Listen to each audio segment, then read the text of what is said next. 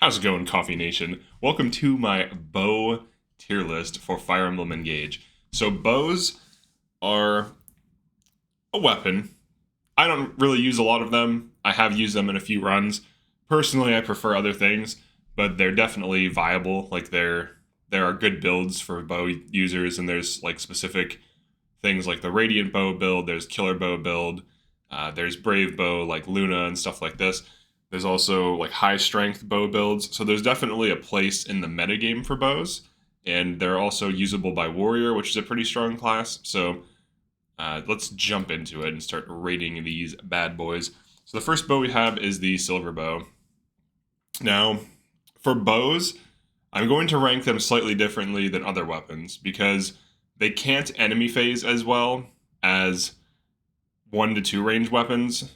The best enemy phase weapons are 1 to 2 range weapons, generally speaking, because they can hit enemies that attack them at 1 and 2 range. And bows are either two, like there is one range weapon bow, but it's also not 2 range, which is unfortunate.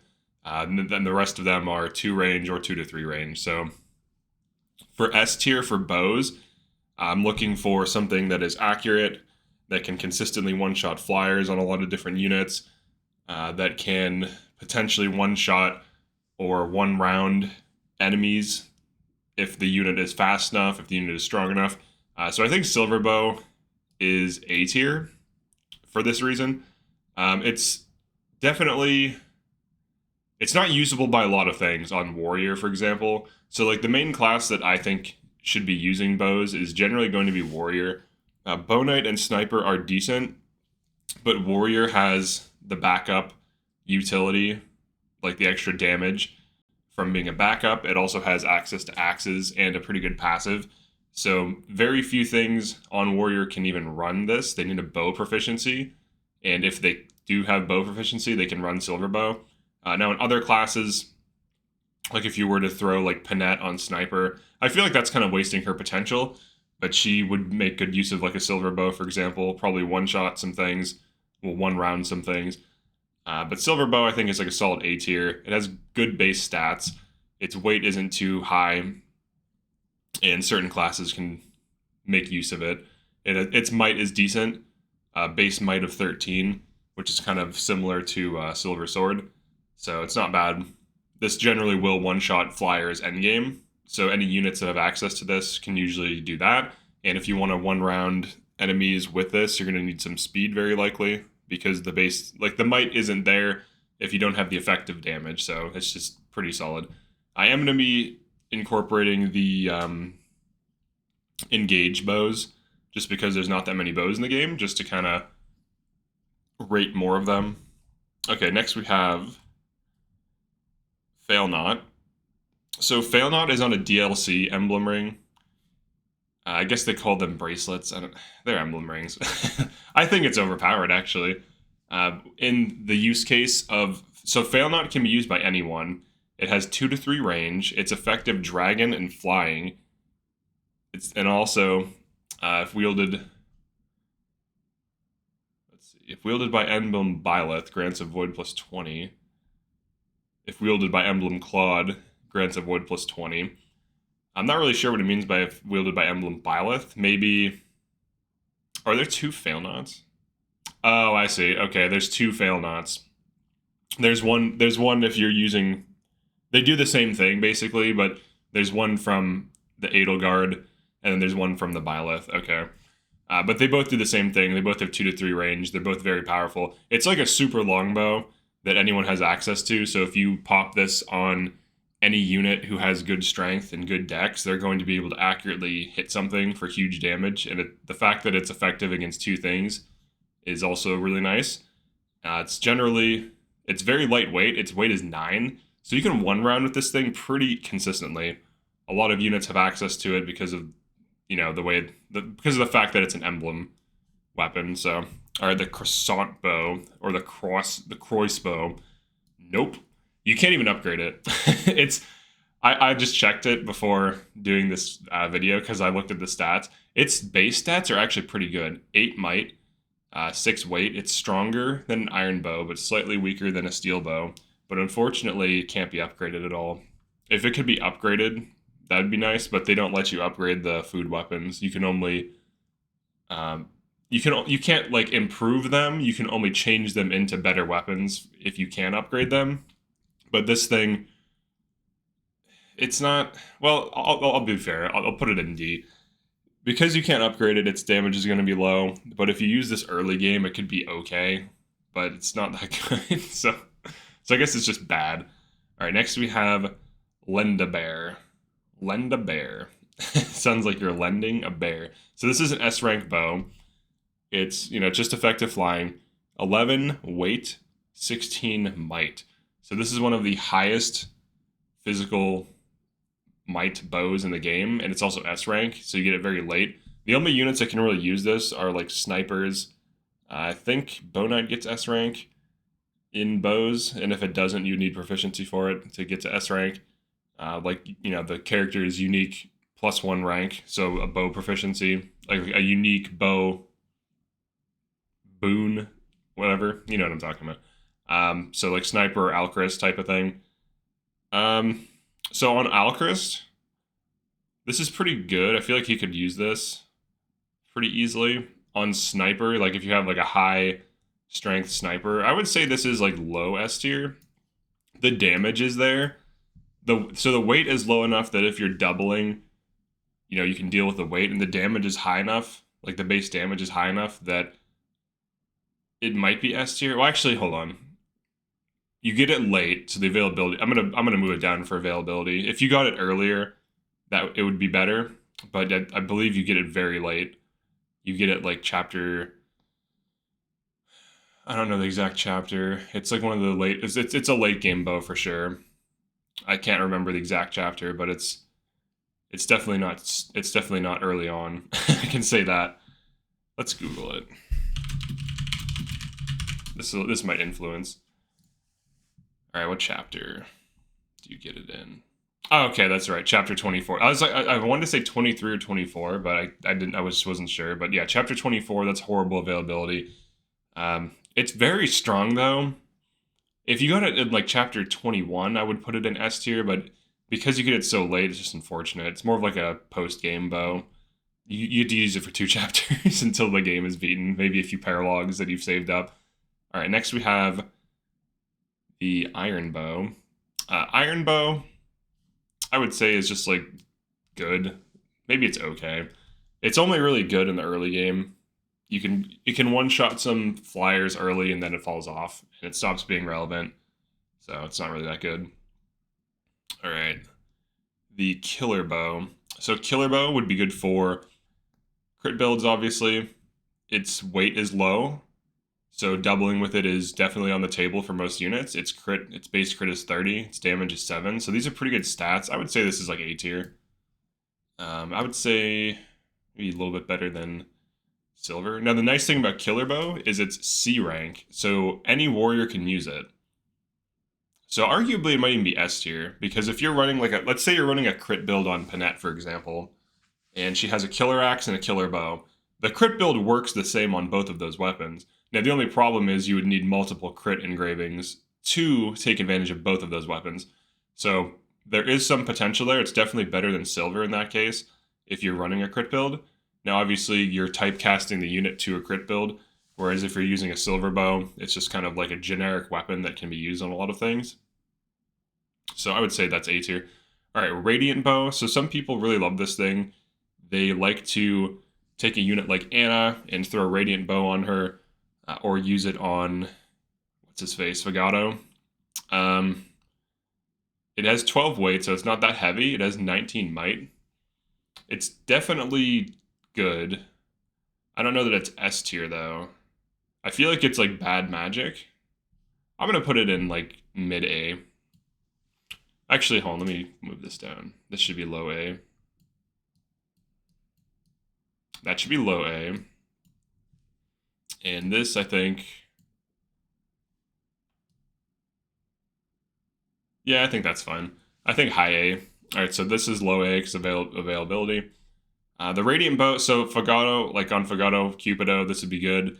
On Anna, Bow Knight, or Warrior, this would be good because she still has high magic growth. no matter what class she's on, so it might take her a little bit of time to start getting good magic base, but this would still be decent. It's not as good as magic, though.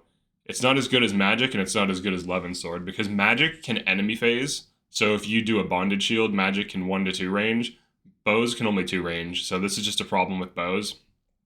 But it's still strong, and it still has good might, and for little investment, you can deal some decent damage with this. So I'd say it's like A tier. All right, next we have Killer Bow from Lyn. This is, I think, good. It's not the best thing.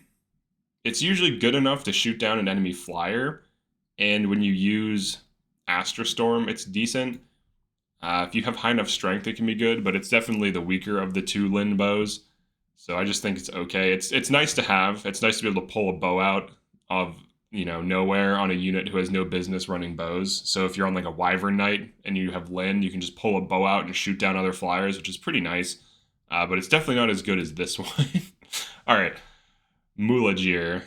This one is very good.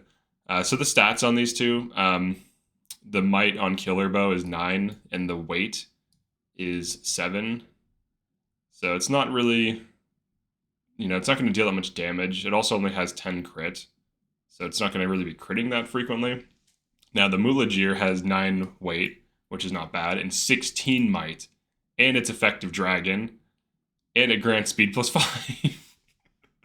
So it gives you speed plus 5, and it's effective dragon. So if you shoot an enemy Wyvern with it, it's dying, for sure.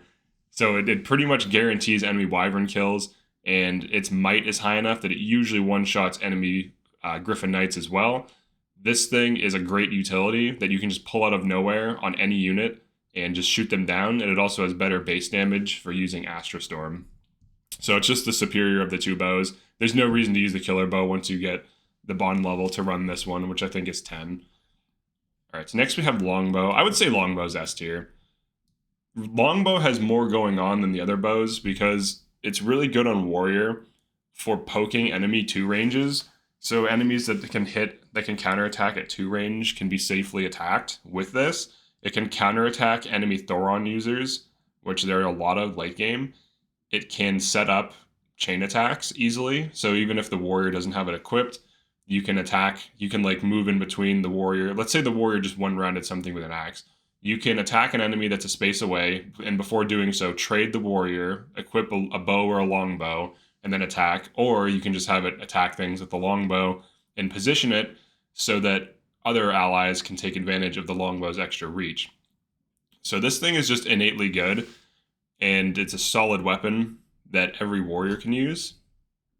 And it has more going on than just the damage. Its weight is low enough that any Warrior can double with it if they have high enough speed. So it's pretty good in that way as well. The might isn't the highest, but the fact that it enables chain attacks on Warrior, which is arguably one of the best generic classes in the game, is pretty solid. The fact that it can counterattack at 3 range without, RNG abusing some Claude Ring or whatever for Wind God, I would say it's a pretty solid option. All right, next we have Parthia. Parthia is actually really good. It doubles XP, it gives you res plus 5. It has 14 weight, but it has 17 might. So if you can double with this thing, you're gonna kill kill non-flying enemies if you can double with this thing. I would say this is S tier, probably better than Longbow. It allows you to pull a bow out of nowhere. So if you're running Bonded Shield on like a flyer squad or something, then you also have another user who can pull a bow out. You also can use it to last hit enemies if your Lucina Engage is already popped and you want to get some more XP. So it does a lot. It's pretty solid. Next is, what is that, Mini Bow? Yeah, Mini Bow is a weird one. Mini Bow is the only bow that can attack at 1 range, but it can't attack at 2 range. So you could kind of enemy phase. Well, here's the thing about Mini Bow.